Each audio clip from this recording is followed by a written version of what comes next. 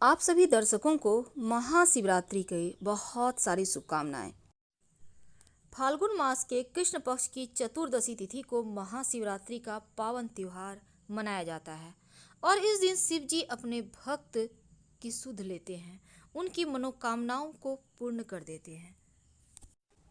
भगवान शिव की अपार शक्ति और भक्ति का पर्व महाशिवरात्रि हर वर्ष फाल्गुन माह के कृष्ण पक्ष की चतुर्दशी तिथि को मनाया जाता है। भगवान शिव माँ पार्वती की पूरे विधि विधान से पूजा करने का विधान है। उन्हें आप भांग, धतूरा, बिल्वपत्र और बैर जरूर अर्पित करें। इस दिन धार्मिक अनुष्ठान भी किए जाते हैं, रुद्राभिषेक भी किए जाते हैं और महामृत्युंजय मंत्र का जप भी किए जाते हैं। मान्यता है कि इस दिन महामृत्युंजय मंत्र का जप करने से आपके स्वास्थ्य में कहीं कोई पीड़ा नहीं होती, बड़े से बड़े दुर्घटना योग भी टल जाते हैं, हमारी सभी मनोकामनाएं पूर्ण हो जाती हैं। अब आपने देखा होगा लगभग हर घर में शिव जी का व्रत जरूर करते हैं लोग। महाशिवरात्रि का व्रत छोटे बच्चे से लेकर बड़े तक शाम के वक्त फलाहार कर व्रत का पूरा पालन करते हैं, शाम तक व्रत रखकर निराहार रखकर। अब इस दिन आपने देखा होगा शिव बारात भी निकाली जाती है, धूमधाम से यह त्योहार मनाया जाता है। और ज्योतिष में ये भी कहा गया है कि महाशिवरात्रि अगर गुरुवार के दिन हो तो ये और भी खास बन जाता है। वैसे तो चूंकि महाशिवरात्रि का त्यौहार खास योग में मनाया जा रहा है, इस बार शिव योग बन रहा है।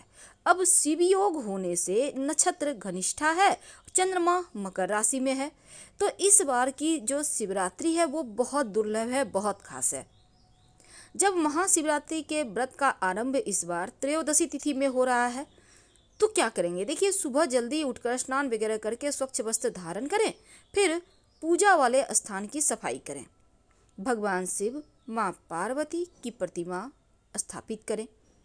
अब पंचामृत से स्नान कराएं। अगर पंचामृत आप चाहें तो अलग अलग भी आप डालकर स्नान करा सकते हैं, जैसे दूध, दही, घी, शहद, शक्कर, फिर जल से स्नान कराएं।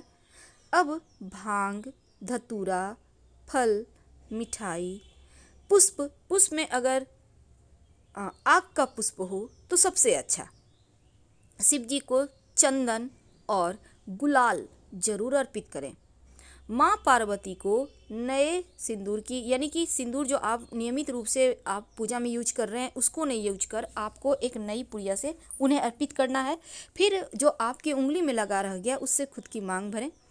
अब सच्चे मन से महाशिवरात्रि व्रत करने का संकल्प लें। अगर आपके घर के आसपास शिव जी का मंदिर है तो जाकर एक लोटा जल में थोड़ा सा अक्षत यानी बिना टूटा हुआ चावल, बेलपत्र, पुष्प, दूध जो भी आपके पास है डालकर जाकर शिवलिंग पर अर्पित करके चले आएं। भगवान शिव का प्रमुख पर्व महाशिवरात्रि फाल्गुन मास के कृष्ण पक्ष की चतुर्दशी तिथि को मनाया जाता है और माना जाता है कि सृष्टि का प्रारंभ भी इसी दिन हुआ था। पौराणिक कथाओं की माने तो इस दिन सृष्टि का आरंभ अग्निलिंग यानी महादेव का विशालकाय स्वरूप है के उदय होने से हुआ था और इसी दिन भगवान शिव का विवाह माँ पार्वती के साथ हुआ था। यूं तो महादेव बड़े ही भोले हैं, अगर श्रद्धा से एक बार सिर्फ ओम नमः शिवाय का उच्चारण भी कर लें तो वो प्रसन्न हो जाते हैं। लेकिन आज हम शिव पुराण में बताई गई उन बातों के बारे में आपसे चर्चा करेंगे जिन्हें महापाप की श्रेणी में रखा गया है। तो शिवरात्रि के दिन वो कौन से कार्य हैं जो नहीं करना चाहिए, जीवन में परेशानी आती है, तो आइए जानते। देखिए किसी के लिए गलत करना ही नहीं बल्कि सोचना भी पाप होता है। और शिवरात्रि में अगर आप व्रत रख रहे हैं, पूजन कर रहे हैं तो फिर न बुरा सोचें न बोलें, ये सबसे जरूरी है क्योंकि विचार की पवित्रता होना आपके जो आपने तप कर रहा है आप जो शिवरात्रि के दिन उसको पूर्ण करेगा। अब पति पत्नी वैसे तो बुरी निगाह से एक दूसरे को नहीं देखते, लेकिन शिवरात्रि के दिन आप संबंध ना बनाएं, एक दूसरे से झगड़ा ना करें। शिवरात्रि के दिन भूल कर भी गुरु, माता पिता, पत्नी, पूर्वज या कोई भी हो किसी का अपमान ना करें। शराब पीना, दान दी हुई वस्तु का फिर से वापस ले लेना, ये सभी चीज़ें ना करें, नहीं तो शिव जी आपको माफ़ भी नहीं करेंगे और आपके जीवन में जो आपने तप दान पुण्य किया है उसका फल भी नहीं मिलेगा। गलत तरीके से दूसरों की संपत्ति को हड़पना, गलत तरीके से या फिर किसी को परेशान करना, ये सभी चीज़ें भी शिवरात्रि के दिन करना मना है। और शिवलिंग की जब आप पूजा करेंगे शिवरात्रि में, तो जैसे शिव जी की पूजा में शंख नहीं बजाया जाता, शिव जी पर सिंदूर नहीं अर्पित किया जाता। शिव पुराण कहते हैं कि फाल्गुन मास की कृष्ण पक्ष की चतुर्दशी को महाशिवरात्रि मनाया जाता है और इस दिन शिव जी और शक्ति का मिलन का ये पर्व है। तो ऐसे में शिव जी की पूजा करने से जीवन में सुख सौभाग्य तो बढ़ता है, लेकिन कुछ खास चीज़ें हैं जिनको नहीं अर्पित करनी चाहिए, नहीं तो आपके जीवन में परेशानी बढ़ जाती है। तो महाशिवरात्रि के दिन आप जैसे तुलसी के पत्ते हैं, केतकी के पुष्प हैं, ये सभी चीज़ें शिवलिंग पर अर्पित ना करें, हल्दी अर्पित ना करें, नहीं तो आपको पूजा का पूरा फल नहीं मिलेगा। तो महाशिवरात्रि के दिन शिव जी को प्रसन्न करने के लिए आपके पास कुछ हो या ना हो, 1 लोटा जल और बेलपत्र ही काफ़ी है। अगर बेलपत्र भी ना हो तो सिर्फ 1 लोटा जल नमः शिवाय का अनवरत जप करते हुए शिव जी पर अर्पित कर दें, तो वो उन्हीं से खुश हो जाएंगे। दिल में सच्ची श्रद्धा होनी चाहिए और जब घर आइए तब नीर जरूर लाइए, बहुत ज़रूरी है। तो महाशिवरात्रि के जो पूजा विधान है वो 11 मार्च की रात में ही की जाएगी, क्योंकि रात्रि में पूजा करने के विशेष नियम हैं, विशेष विधान है।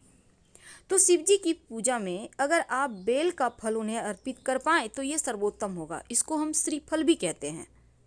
तो भगवान शिव की आराधना के लिए महाशिवरात्रि बहुत खास मानी जाती है।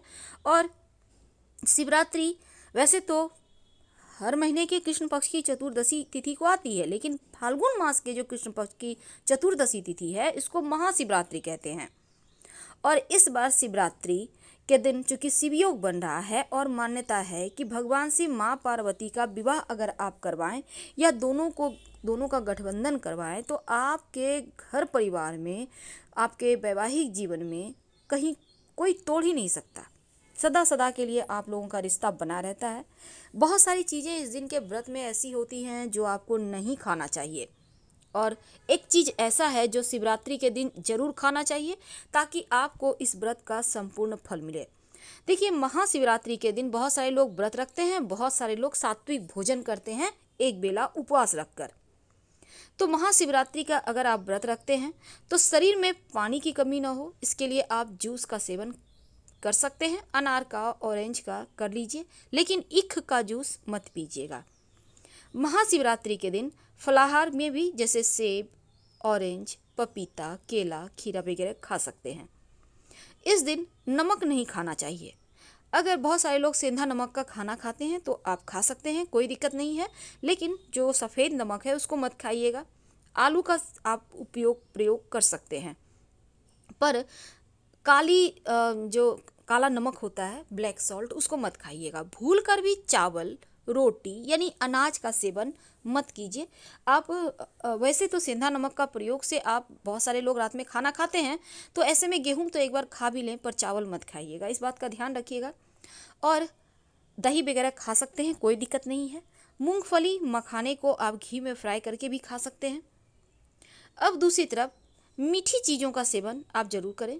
गाजर, लौकी का खीर वगैरह, साबूदाने की खिचड़ी भी खा सकते हैं। इस दिन कुट्टू के आटे का खाना भी बनाया जाता है, तो आप उसको भी खा सकते हैं, लेकिन अनाज नहीं खाइएगा। साधारण नमक भी इस दिन व्रत में प्रयोग मत कीजिएगा, सेंधा नमक आप प्रयोग कर सकते हैं।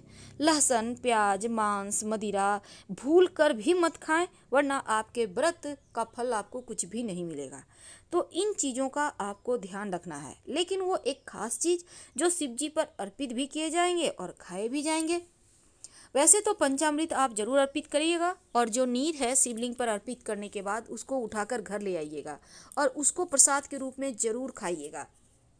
दूसरी बात, इस दिन आपके पास जो भी है, आप सात्विक तरीके से खाना बनाते हैं, तो बहुत सारे लोग खाना खाते हैं, आप फलाहारी भी करते हैं, तो आलू का हलवा, शकरकंद बॉयल करके या सिंघाड़े का हलवा, कुछ भी आप खा सकते हैं, कोई दिक्कत नहीं है।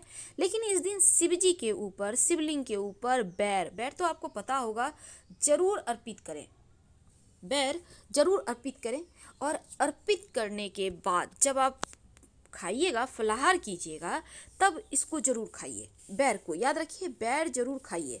शत्रु विरोधी कभी सर नहीं उठाएंगे और जीवन में आपकी चारों दिशाओं में जय जयकार होगी, विजय श्री को प्राप्त करेंगे। बैर अर्पित करने से दुश्मन का सर्वनाश होता है या फिर दुश्मन आपके खिलाफ कुछ नहीं कर पाते। शिवलिंग पर केला जरूर अर्पित कीजिएगा। तो ये आपको करना है। ईख का जूस मत पीजिएगा। वैसे महाशिवरात्रि के दिन आप दूध का सेवन कर सकते हैं, लेकिन दूध सिंपल नहीं, उसमें 2-4 दाने चीनी के डालकर ही सेवन कीजिएगा। प्लेन दूध नहीं खाना चाहिए, जनरल आम जीवन में भी नहीं खाना चाहिए, व्रत त्योहार में तो भूल कर भी नहीं। 2-4 दाना चीनी डाल दें, भले ही आप चीनी नहीं खाते हैं फिर भी। तो इस तरह से आपका व्रत पूर्ण होगा। और जब आप फलाहारी करें तो उसमें 2 तुलसी के पत्ते डाल लीजिएगा, ताकि आपका व्रत का फल आपको पूरा मिले। और साथ ही शिवरात्रि के अगले दिन एक छोटा सा प्रयोग आपके गुड लक को बढ़ाएगा। क्या करेंगे? अपने घर के पूजा स्थान पर एक पात्र में थोड़ा सा पानी लेकर बैठे, उसमें अपने हाथों को डालें और नमः शिवाय का कुछ देर जप करें। फिर इस पानी को थोड़ा सा गर्म करें, इसमें इलायची डालें और उसी पानी से स्नान करें, या फिर आप उसको अपने सर पर भी हल्का सा छींटा डाल सकते हैं। इससे आपका भाग्योदय होगा, जीवन की परेशानियां समाप्त होगी। और साथ ही अगले दिन, चूँकि शिवरात्रि के रात में शिव जी की पूजा होगी, तो अगले दिन मरजात होगा, तो इस दिन विशेष पूजा जरूर कीजिएगा। और पान के पत्ते से शिव जी की, जैसे दूल्हे का गाल सेका जाता है वैसे ही सेकिए। माँ पार्वती को नए सिंदूर के गद्दी से यानी कि किया से आप उनको सिंदूर लगाइए और वो उसको आप जीवन पर्यंत व्यवहार कीजिए।